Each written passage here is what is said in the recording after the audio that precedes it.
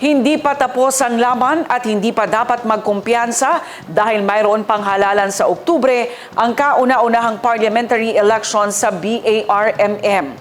Ito ang sinabi ni UBJP Vice President at Education Minister Mohagher Iqbal sa kanyang mensahe sa ginanap na Grand Thanksgiving Kanduli ng MILF at UBJP na ginanap kaninang umaga sa Camp Darapanan, Simway, Sultan Kudarat.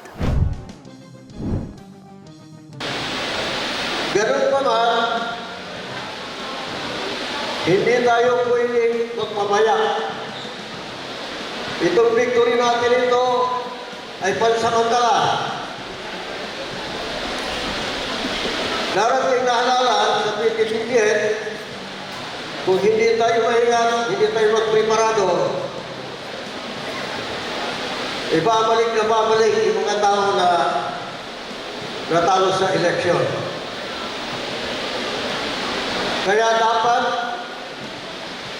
tingnan natin ang lahat ng pagkukulang natin para namutin po natin kung saan tayo malakas, dapat lalo natin palakasin yun. At alam natin lahat, pagkapanalo sa eleksyon ay hindi ho basta-basta.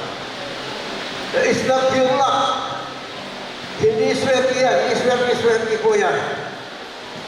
Kailangan po natin ang preparasyon.